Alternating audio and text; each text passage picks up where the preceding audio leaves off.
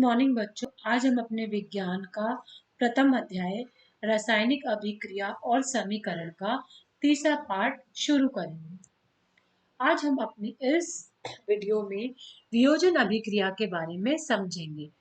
वियोलाप करते हम 1.5। इसके लिए हम क्या करेंगे बच्चों, इस तरह की एक परख नली लेंगे और उस परख नली में फेरस सल्फेट लेंगे।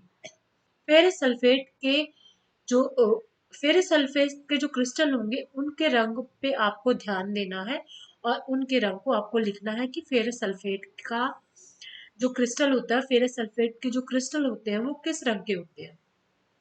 फिर उसके बाद हम क्या करेंगे, स्प्लिट लैम्प को जलाएंगे और स्प्लिट लैम्प पे इस तरह से तिरछा करते हुए चिमटे की मदद से उसको पकड़ के हम गरम करेंगे। और गरम करने के बाद यहाँ पे लिखा है कि हम उनका रंग बदल के क्या हो जाएगा, यही हमें जो है परीक्षण करना है, उस परीक्षण को लिखना भी है। तो हमने देखा कि जो फेरस सल्फेट है, फेरस सल्फेट को जब हमने ऊष्मा दी, गर्म की, तो वह फेरिक ऑक्साइड में सल्फर डाइऑक्साइड और सल्फर ट्राइऑक्साइड में बदल गया। तो आप इस अभिक्रिया में देखते हैं कि यहाँ पे हमारे पास एकल अभिकर्मक है। यहाँ पे अभिकर्मक हमारा क्या है बच्चों, एक है, जो क्या करता है, टूट कर क्या करता है, दो से ज्यादा उत्पाद का निर्माण करता है। तो जब हमारे पास एकल अभिकारक है और वो दो या दो से अधिक उत्पाद में टूट जाता है, तो इस तरह की अभिक्रिया को हम वियोजन अभिक्रिया कहते हैं। जो हमारा फेरस सल्फेट है, जब हमने उसको गर्म किया तो उसका रंग बदल गया और रंग बदलने के साथ साथ वह फेरिक ऑक्साइड, सल्फर डाइऑक्साइड और सल्फर ट्राइऑक्साइड नाम की गैस में वियोजित हो गया। और यहाँ पे आप देखेंगे कि जो फेरस सल्फेट है वह ठोस अवस्था में पाया जाता है, फेरिक ऑक्साइड भी ठोस अवस्था में पाया जाता है, जबकि ये दोनों गैसें जो है गैसीय अवस्था में पाई जाती हैं। तो इस तरह से आप इस अभिक्रिया को संतुलित करते हुए लिखेंगे भी। इसी तरह से बच्चों हमारे पास क्रियाकलाप है 1.6। इसमें भी हम क्या करेंगे, इसमें बच्चों हम 2 ग्राम लेड नाइट्रेट ले लेंगे और उसको हम इस तरह से एक क्वथनाक नली में या हम लेंगे और उसको जो है हम बर्नर पे उसको गर्म करेंगे और गर्म करने के बाद देखेंगे क्या उसके कलर में कोई परिवर्तन आया है। इसको भी हमें नोट करना है और इस क्रियाकलाप को भी आपको करना है। हमारा जो क्रियाकलाप है वो क्रियाकलाप है 1.7। इस क्रियाकलाप, ये काफी इंपॉर्टेंट क्रियाकलाप है बच्चों। यहाँ पे आप एक प्लास्टिक का मग लेंगे इस तरह से और उसकी तली में यहाँ पे 2 छेद करने के बाद हम क्या करेंगे, इसमें 2 कार्बन की इलेक्ट्रोड लगा देंगे और इन इलेक्ट्रोड को हम क्या करेंगे, 6 वोल्ट वाली इस तरह की बैटरी से इसको जोड़ देंगे। जोड़ने के बाद इसमें थोड़ा सा हम सल्फ्यूरिक एसिड जो है, सल्फ्यूरिक अम्ल जो है, हम इसमें थोड़ा सा मग को आप पानी से भर देंगे। भरने के बाद जब यहाँ पे कनेक्शन ऑन होगा, तो कनेक्शन ऑन होने के बाद यानी कि जब इसमें विद्युत धारा, इलेक्ट्रिसिटी फ्लो करने लगेगी, तो आपको यहाँ पे इस तरह से इसके अंदर ये बुलबुले दिखाई देंगे। अब आप यहाँ तो यहाँ पे आपका एक क्वेश्चन भी दिया हुआ है, क्या दोनों परख नली में जो गैस एकत्र हुई है उनका आयतन या उनका वॉल्यूम समान है। आप यहाँ पे देख सकते हैं बच्चे कि हमारे पास जो ये परख नलियां हैं बच्चों, इस परख नलियों में आप देखना कि इनका आयतन क्या समान है। इनका हमें आयतन भी देखना है कि आयतन समान है कि नहीं है।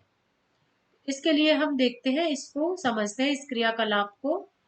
तो यहाँ पे आप देखेंगे कि जो यहाँ पे ये जगह बची हुई है, ये जो जगह है ये कम है, लेकिन यहाँ पे ये जो जगह बची हुई है ये अधिक है। यानी इसका आयतन डबल है और इसका यह जो आयतन है, इस आयतन से क्या है बच्चों, 2 गुना है। तो आयतन जो है वो एक समान नहीं है, दोनों का अलग अलग है।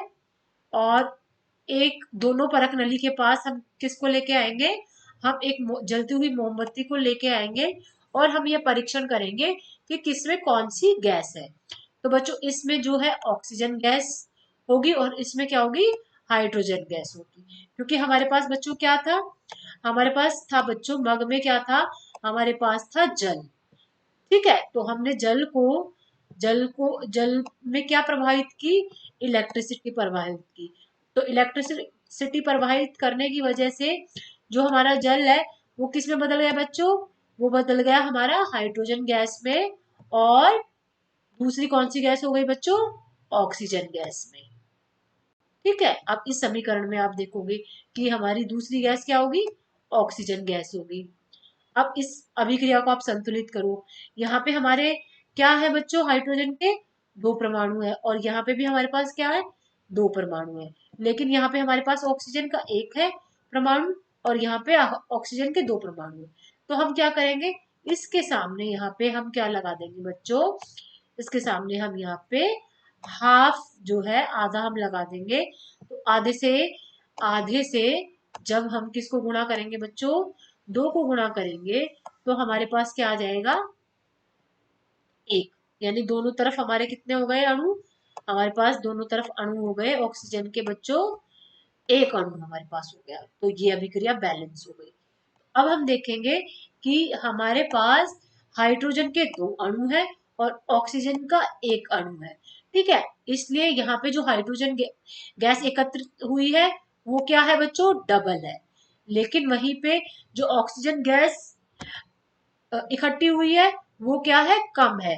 क्योंकि उसका अणु, हाइड्रोजन गैस इकट्ठी होती है तो हमारी ऑक्सीजन गैस कितनी इकट्ठी होगी? 1 ग्राम। इसलिए इस आयतन में फर्क है। आप इस समीकरण से इसको समझ भी सकते हैं। तो इस तरह से संतुलित अभिक्रिया करने से हमें जो है इन चीजों की समझ भी आती है। तो अब चलते हैं हम अपने नेक्स्ट क्रियाकलाप पे कि हमारा जो नेक्स्ट क्रियाकलाप है बच्चों वो क्या है। नेक्स्ट क्रियाकलाप में हम क्या करेंगे? 2 ग्राम सिल्वर क्लोराइड ले लेंगे इस तरह के एक चाइना डिश में और इसका रंग देखेंगे तो आपको इसका जो रंग है वो दिखाई देगा और इस रंग को आपको नोट भी करना है। इसमें दिया हुआ है। थोड़ी देर के लिए इसको हम सूर्य के प्रकाश में रख देंगे और उसके बाद सिल्वर क्लोराइड के रंग को हम देखेंगे कि उसके रंग में क्या परिवर्तन आया। तो सूर्य के प्रकाश में जो श्वेत रंग का सिल्वर क्लोराइड था, यानी पहले सिल्वर क्लोराइड का क्या रंग था बच्चों? श्वेत रंग। और फिर उसका बाद तो कुछ समय के बाद उसका कलर कैसे हो गया? धूसर, यानी हम कह सकते हैं ग्रे रंग का वो हो गया। किसकी वजह से? सूर्य की उपस्थिति की वजह से। सूर्य की उपस्थिति की वजह से बच्चों क्या हुआ? जो हमारा सिल्वर क्लोराइड था सूर्य के प्रकाश की वजह से वह सिल्वर और क्लोरीन गैस में टूट गया, उसका वियोजन हो गया। और जो सिल्वर यहाँ पे आया उसका रंग कैसा है बच्चों? उसका रंग ग्रे कलर है। और ये काफी ज्यादा इंपॉर्टेंट एक्टिविटी है क्योंकि पेपर में आपसे पूछा जाएगा कि सिल्वर क्लोराइड को आप धूप में रखोगे तो क्या होगा? सिल्वर क्लोराइड का क्या रंग होता है? सिल्वर क्लोराइड जब धूप में रखा तो उसका कलर किस रंग में बदल गया? और उस अभिक्रिया को लिखो। तो उस अभिक्रिया को भी आपको लिखना होगा। इसी तरह से आप सिल्वर ब्रोमाइड की भी अभिक्रिया को लिखते हैं। और ये किस तरह की अभिक्रिया बच्चों? वियोजन अभिक्रिया है। ठीक है, तो यह शाम श्वेत फोटोग्राफी में इसका इस्तेमाल किया जाता है। शाम श्वेत आपको पढ़ने में थोड़ा अजीब लगा होगा लेकिन इसकी इंग्लिश होती है ब्लैक एंड व्हाइट फोटो जो होते हैं उसमें इसका इस्तेमाल किया जाता है। अब हम देखते हैं कि हमारी जो वियोजन अभिक्रिया है बच्चों वो 3 तरह की होती है। तापीय, जहां पे हमने ऊष्मा का इस्तेमाल किया, जब हमने परख नली को गर्म किया और गर्म देके किसी चीज को तोड़ा तो वो हमारी वियोजन अभिक्रिया थी। जब हमने विद्युत का इस्तेमाल करके चीजों का अपघटन किया तो हमने उसे कहा विद्युत अपघटन, जैसे कि हमने जल का अपघटन किया। तीसरी है हमारी प्रकाशीय अपघटन वियोजन अभिक्रिया, यानी जिसमें हमने प्रकाश की मदद लेके जो है अभिकारक को तोड़ा तो उसको हमने कहा प्रकाशीय वियोजन अभिक्रिया, प्रकाशीय अपघटन वियोजन अभिक्रिया। आई थिंक आपको आज ये वियोजन अभिक्रिया की सभी एक्टिविटी और सभी टॉपिक समझ में आए हैं। अगर आपको कोई डाउट है तो आप मुझसे पूछ सकते हैं।